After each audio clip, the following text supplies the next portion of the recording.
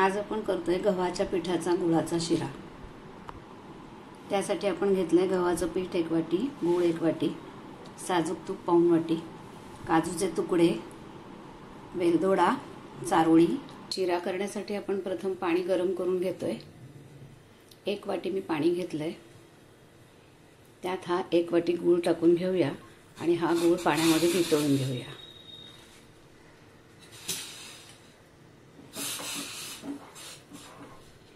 गूळ पाण्यामध्ये पूर्ण वितळून घ्यायचा आहे।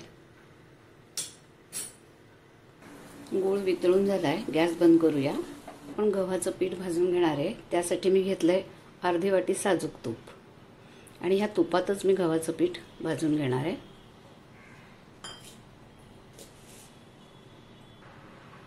गव्हाचं पीठ 1 वाटी। रोजच्या पोळ्यांचं जे पीठ आहे तसंच दळलेलं जे पीठ आहे तेच मी घेतलंय। करमरीत वगैरे असं घेतलेलं नाहीये। तुम्ही थोडंसं जाडसर घेतलं तरी हरकत नाही, पण मी ह्याच पिठाचा उपयोग केलाय। आता ते आपण छान वास येईपर्यंत भाजून घेऊया।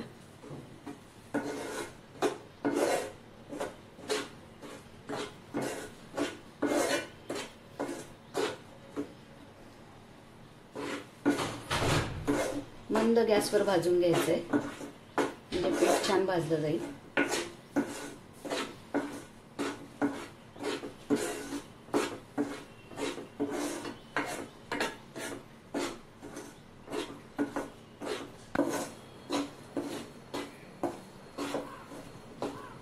पाच ते 7 मिनिटं पीठ छान भाजायला लागतात। पिठाचा छान वास आल्यानंतर आणि गुलाबीसर रंग आल्यानंतर आणि दुसरं म्हणजे बघा पीठ कसं थोडं फुलून आलंय भाजल्यानंतर।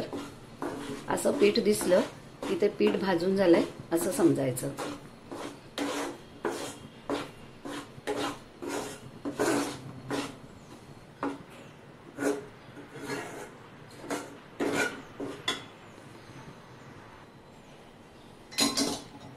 आता या भाजून झालेल्या पिठात आपण गुळाचं पाणी टाकून घेऊया। अर्ध पाणी आधी टाकायचं।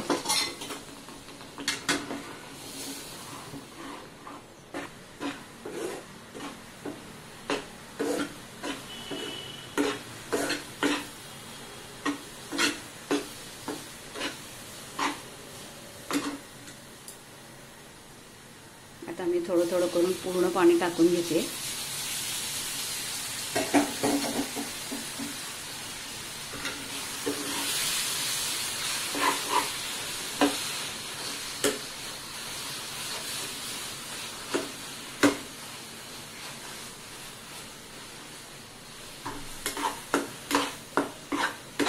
छान पीठ असं फुललं पाहिजे आणि शिरा हा त्या पाण्यात छान शिजला गेला पाहिजे इतपत व्यवस्थित पाणी टाकायचं आहे आपल्याला।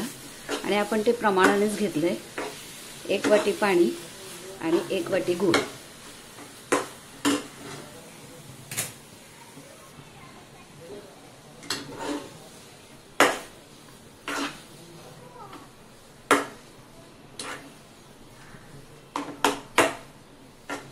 आपण सगळं पाणी याच्यात टाकून घेतलंय। छान मस्त पीठ असं छान फुलून आलंय।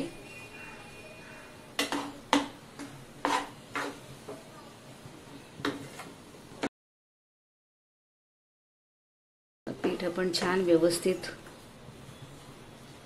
मोडून घेऊया।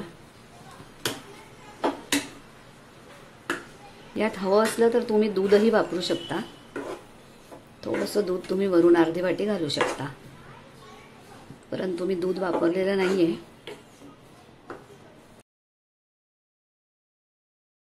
दूध वापरूनही हा शिरा छान लागतो, अजिबात फाटत वगैरे काही नाही। बघू शकता अगदी लुसलुशीत आणि छान असा शिरा तयार झालाय। पीठ अगदी पूर्ण छान फुललेलं आहे। आता यात टाकून घेऊया वेलदोडा। बारीक करून घ्या किंवा असाच टाकला तरी हरकत नाही।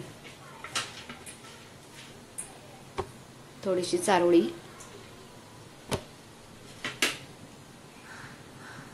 आणि हे काजूचे तुकडे आणि बदामाचे तुकडे टाकून घ्यायचे आहेत. थोडे मिक्स करून घेऊया. आता आपण 5 मिनिटं तो वाफवून घेऊया, थोडंसं झाकण ठेवून.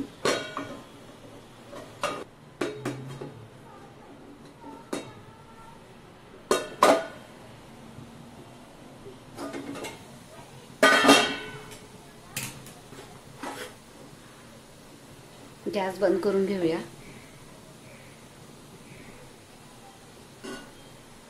बघू शकता किती सुंदर आणि छान शिरा झालाय. अतिशय मऊ पेढ्यासारखा सुंदर.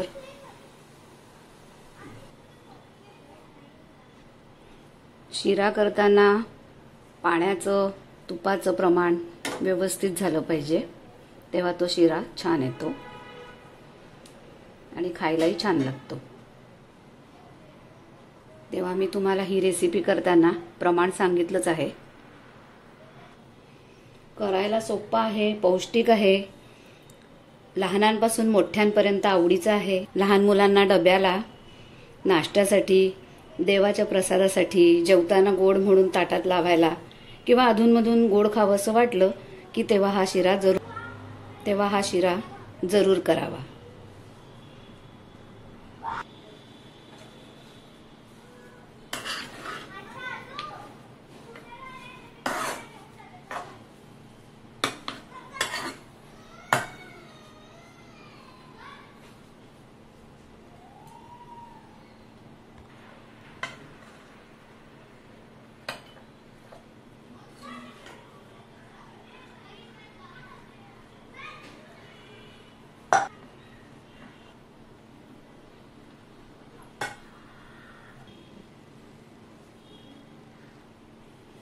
तेव्हा तयार आहे गव्हाच्या पिठाचा गुळाचा शिरा.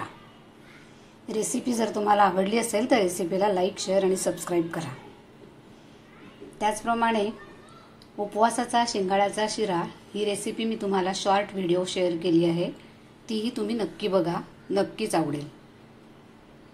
रेसिपी आवडली असेल तर रेसिपीला लाईक, शेअर आणि सबस्क्राईब करा.